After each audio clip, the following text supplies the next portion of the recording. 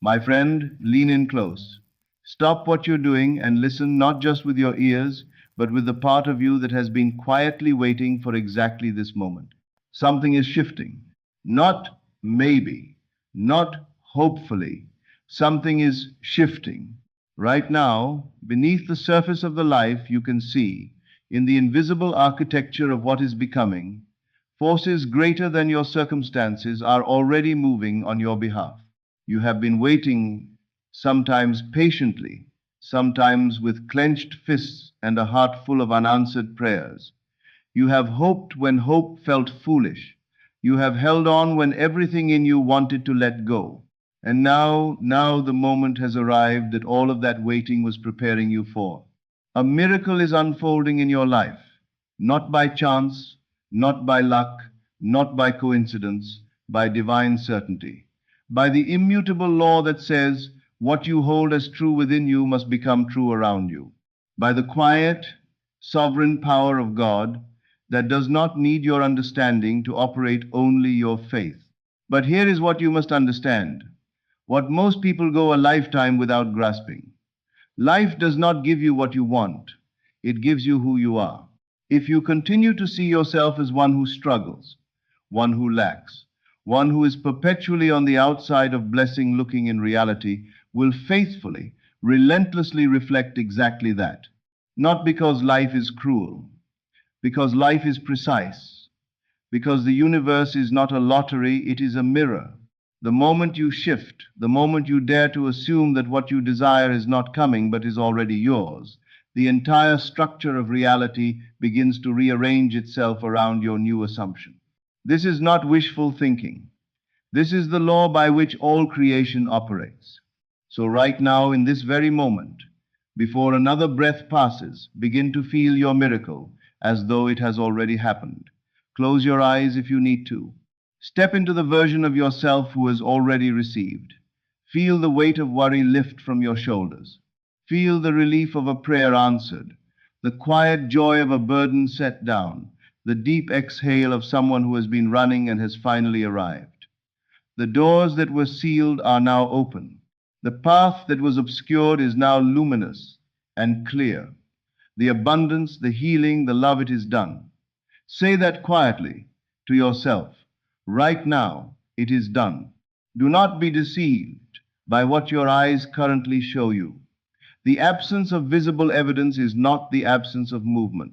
The unseen is more powerful, more real, more active than anything the physical world has yet produced. The invisible is where the true work is always done. Your only assignment, your single sacred task, is to remain unwavering in that knowing. Do not beg, do not chase, do not interrogate the heavens for a timetable. Be still and know. Stand in the unshakable certainty that your miracle is not on its way, it is here. And when doubt rises, because it will meet it not with argument but with gratitude, speak over it. Say aloud, with the quiet confidence of someone stating an obvious fact, "Thank you, it is done." And watch what happens to the doubt. Watch what happens to the room. The moment you assume that what you desire is already yours, truly assume it, not as a performance, but as a settled inner conviction, the entire machinery of creation shifts into alignment with you. There is no need to search for signs. There is no need to wait for proof. The very act of assuming completion is itself the signal that sets the unseen forces into motion. What you hold as real within must be reflected without. This is not a possibility. It is not sometimes true. It is the great and immovable law. What you assume with genuine conviction hardens into fact. Most people spend their lives waiting, waiting for conditions to improve before they believe, waiting for circumstances to align before they feel hopeful, waiting for something external to give them permission to trust. They say, in effect, "Show me first, and then I will believe." But this is exactly backward. This is precisely why they continue to wait. The physical world is always responding to the internal world, always, without exception. It cannot show you something that your inner world has not first declared. If you insist on waiting for proof before believing, you have placed yourself in an unbreakable loop because the proof cannot arrive until the belief is already present. You must first assume, then life reflects the assumption. To assume is to take possession mentally and emotionally before it becomes visible.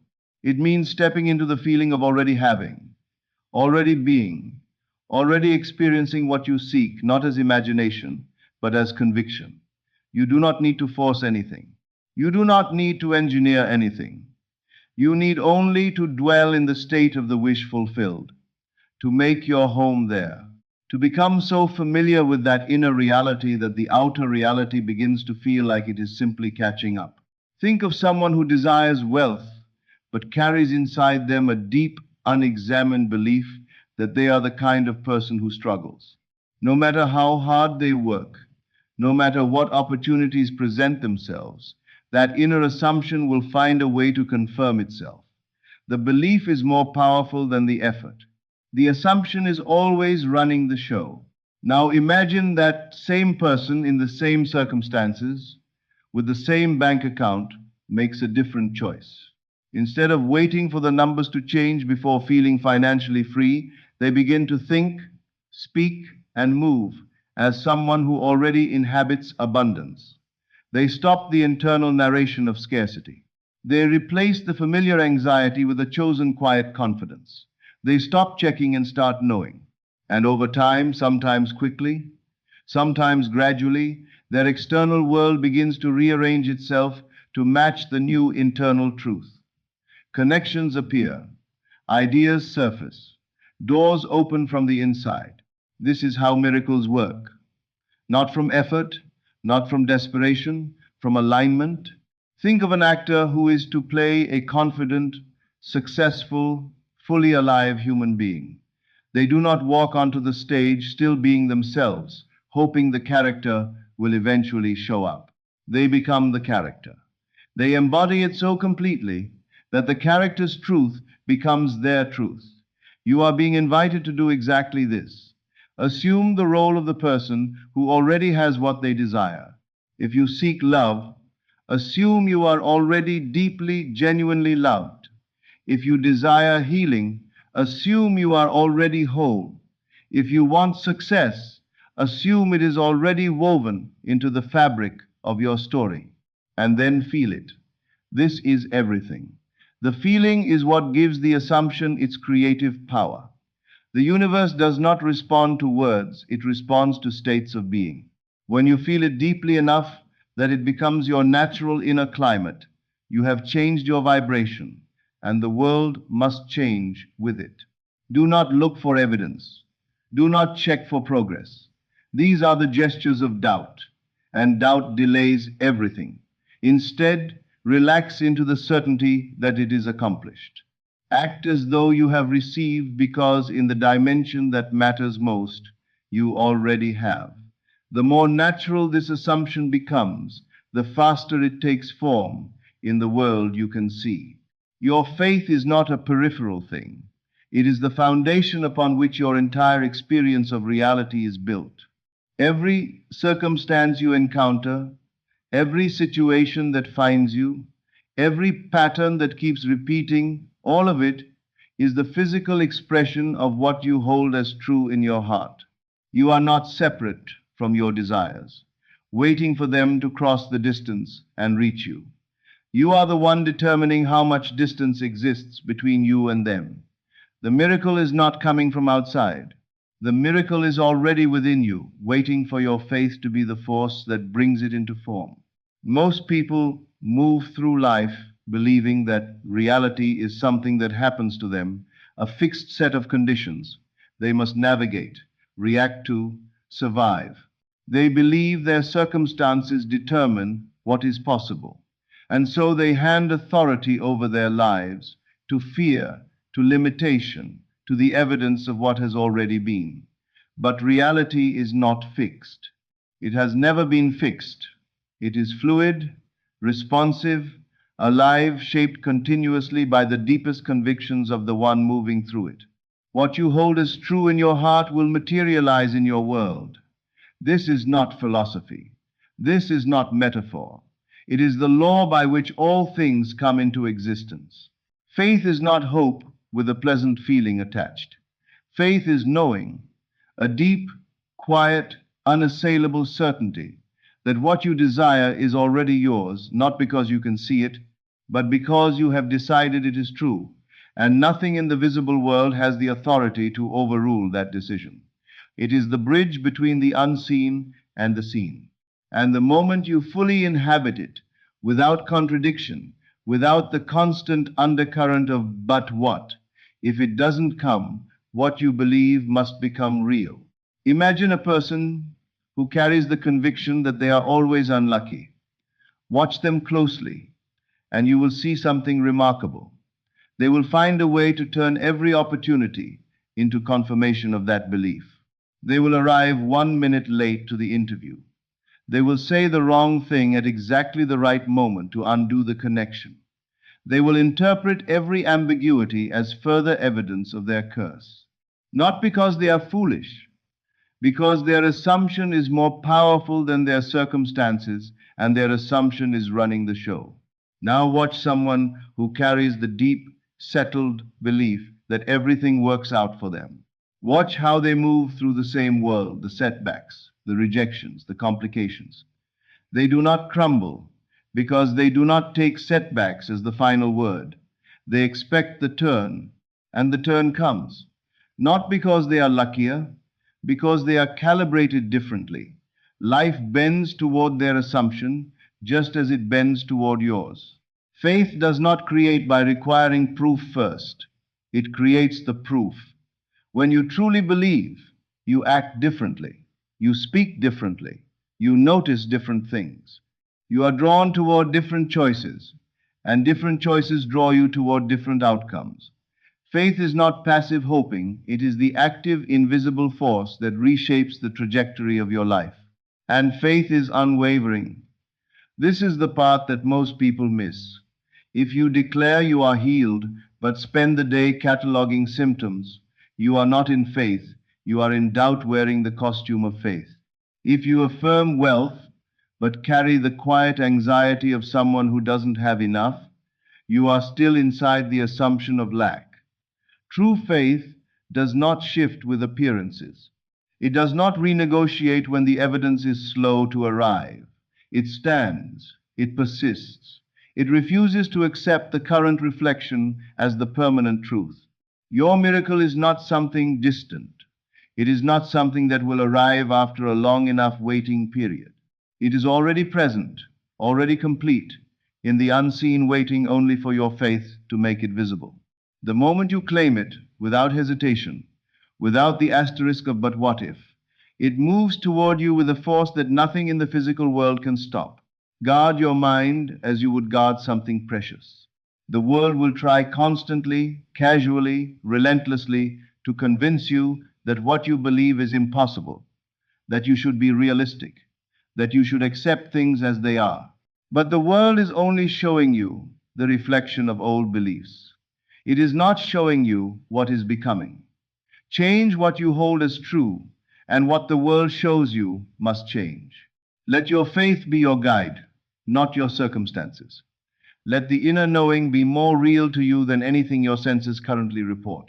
Your miracle is already here. It is waiting for you to believe it into being visible. Doubt is the only wall between you and what is already yours. Let that settle. Not fear, not fate, not circumstance, not bad luck or wrong timing or someone else's decision. Doubt. Your own uncertainty is the single force that delays the miracle that is already in motion. The moment you silence the doubt, the moment you stop cross-examining the universe about when and how, and are you sure you step out of the way? And when you step out of the way, the power that is greater than any obstacle, greater than any fear, greater than any limitation, moves through you with effortless precision. Most people live in a painful oscillation. They pray for something, then worry about whether it will come. They visualize, then look for evidence, and when they don't see it immediately, they conclude something is wrong. They affirm in the morning and doubt by afternoon. And this constant back and forth, this failure to commit, this wavering between belief and skepticism is like planting a seed and digging it up every day to check on the roots. The seed cannot grow if you keep interrupting it.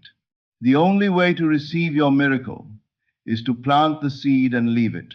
Trust the process you cannot see. The root system is forming underground, in the invisible, in the place where all real work is done before it becomes visible. Your only task is to continue watering it with faith and refuse to dig it up with doubt. Certainty is not arrogance. Certainty is alignment. When you decide with absolute finality that what you desire is already on its way, when you stop treating it as a possibility and start treating it as a certainty, you remove the energetic resistance that was creating the delay. You are no longer sending a mixed signal. You are no longer telling the universe one thing with your words and another thing with your worry. You are fully, cleanly, completely aligned. And alignment is where miracles live. You do not need to understand how it will happen. In fact, trying to micromanage the how is one of the primary ways people interfere with their own miracles. The how is not your department. The how belongs to the power that is greater than your planning, more creative than your strategizing, more resourceful than your most elaborate scheme. Your department is simply the what and the knowing. Know what you desire, know it is done, and then get out of the way with grace. Think of water. A river does not force its way to the sea. It does not argue with the rocks or rage against the soil. It simply flows, following the path of least resistance, always moving, always finding a way. When you stop fighting, stop forcing, stop filling every moment with anxious management of the outcome, you become like water. You flow. And the miracle flows with you. Consider someone who desires healing. If they continue to check their body for symptoms, to compare today's condition to yesterday's, to scan every sensation for confirmation that something is still wrong, they are living inside the assumption of illness. Every check is a small declaration. I do not believe I am healed. But if they choose in full faith, before physical evidence arrives, to accept their healing as already accomplished, something begins to shift. The body responds to belief in ways that medicine continues to find astonishing. The assumption changes the inner climate. The inner climate changes everything else. This is not pretending. This is not denial of what is. This is choosing which reality to dwell in, the one that is fading, or the one that is arriving. The one rooted in what has been, or the one rooted in what God has already declared done. Be still. This is where the greatest power lives, not in striving, not in noise, not in the frantic energy of someone trying to make something happen. The deepest creative force in the universe moves through stillness. When you are quiet inside, when you have released the worry, surrendered the need to control, let go of the questions that have no answer, yet you create a channel through which the miracle can move without obstruction. To be still is not passivity. It is not indifference. It is the highest form of trust. It is standing in the complete confidence that everything is already unfolding in your favor, even when you cannot see the unfolding. It is the posture of someone who has already received, relaxed, present, at peace, needing nothing more from the world than what is already on its way. When you reach this place, doors open, not metaphorically, actual doors, actual opportunities, actual connections, actual shifts in circumstance that you could not have forced open with any amount of effort. Because you have stopped fighting the current, and the current has begun to carry you exactly where you are meant to go. Release the need to understand every step. Release the need to see around every corner. Trust the power that has always been working in your favor, even in the seasons when it was hard to feel.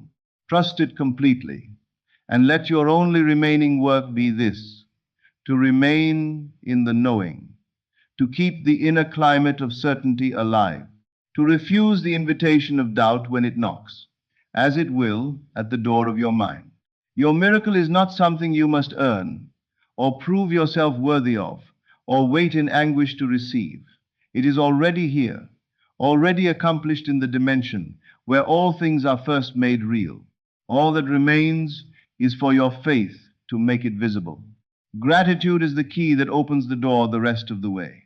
Not gratitude as a performance, not gratitude as a technique you apply because someone told you it works. Gratitude is a state of being, as the natural inner weather of someone who already knows they have received. Here is the thing that most people have backward. They believe gratitude is the appropriate response to receiving something. I will be grateful when it arrives. But gratitude as a response to evidence is the smallest, least powerful form of gratitude. The gratitude that changes everything, the gratitude that carries genuine creative force, is the kind that arrives before the evidence. The gratitude that says, I can feel it, I know it is done, and I am already giving thanks. This kind of gratitude is not just an emotion, it is a declaration. It is a statement to the universe made not with words, but with the felt reality of your inner state that the manifestation is already complete. When you feel genuine gratitude for something you have not yet seen, you have moved out of the state of longing and into the state of having. And it is the state of having that draws more of the same. The universe reads your state, not your words. If you are in a state of longing of I want this, I don't have this, when will this come? That is the signal that goes out, and life returns more reasons to long. But if you are in a state of grateful possession of this is mine, I can feel it, I give thanks, that signal goes out, and life returns confirmation of your gratitude. More arrives to be grateful for. The abundance increases. The love deepens. The healing progresses. Think of someone who desires financial freedom but spends every day in the tight, contracted energy of there is not enough. Every bill is confirmation. Every unexpected expense is proof. Every day the script repeats, and the outer world confirms what the inner world believes.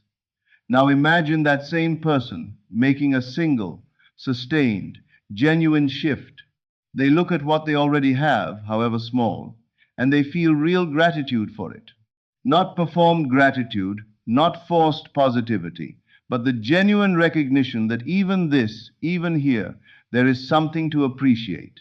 And from that recognition, something loosens. The contracted feeling opens slightly. The energy of scarcity begins, very slowly, to give way to something else. And as it gives way, as the inner state shifts from lack to appreciation, the outer world begins to answer differently. Life always gives you more of whatever you are in the energy of. Gratitude is the purest form of abundance energy there is. When you are truly grateful, you are not in lack. You cannot be in both simultaneously. And the moment you are no longer in the energy of lack, the things that belong to abundance are free to find you. This is why gratitude is not the reward at the end of manifestation. It is the engine of manifestation. It collapses the timeline. It removes doubt by filling the space where doubt lives with a feeling so whole, so complete, so full that there is no room left for uncertainty. When you are genuinely, deeply grateful, not for what is coming, but for what you already know is done, doubt has nowhere to stand. Feel it now, not later when you can see it, now. Close your eyes for a moment. Let your mind go to the specific thing you desire, the specific miracle you have been holding in your heart. And instead of seeing it as something out ahead of you, see it as something already received, already given, already present in your life. And let the gratitude for that rise up through your body. Let it fill your chest. Let it change the temperature of your inner world. Sit in that feeling for as long as you can. Let it become familiar.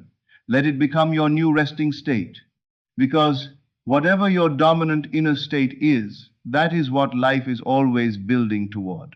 That is what the universe is reading. That is the signal that goes out and returns with everything that matches it. If your dominant state is waiting and wondering, life keeps you waiting. If your dominant state is grateful and receiving, life keeps you receiving. The choice is yours to make, and you can make it right now, regardless of what your bank account says, regardless of what the doctor said, regardless of what the relationship currently looks like, regardless of any evidence the physical world is currently presenting. The physical world is always showing you the past. Your inner state is always creating the future. Choose gratitude, not as an emotion to manufacture, but as the natural overflow of someone who genuinely knows the miracle is already mine. I can feel it. It is done. And I give thanks. Walk in that. Wake up inside that. Move through your days from inside that. And watch, with a heart already full of appreciation, as reality rushes to match the truth you have already chosen to inhabit.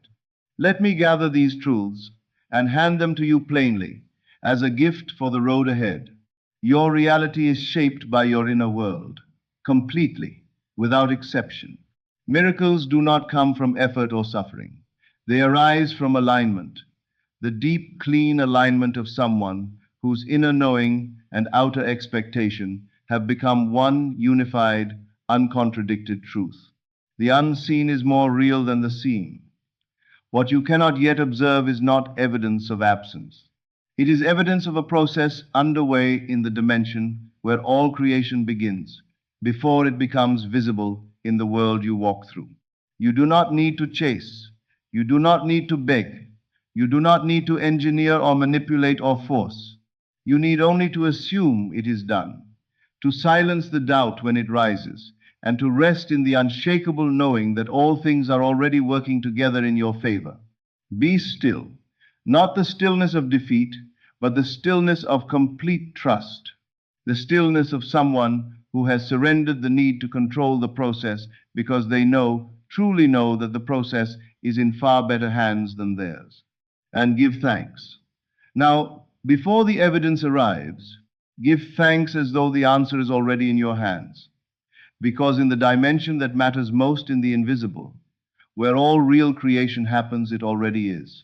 The power has always been within you, not someday, not after you fix the right things or prove yourself worthy. It has always been there, always operating, always producing the reality that matches your deepest convictions. You have simply not always known you were the one directing it. Now you know. Shift your state of being, and the world must conform. Walk in the awareness that your miracle is not coming, it has already arrived. Hold the vision. Trust the process. Let your faith be the bridge between the life you have and the life that has already been prepared for you. What you seek is already seeking you. Your miracle is not on its way. It is here. This is Never Lectures. I'll see you again in the next video.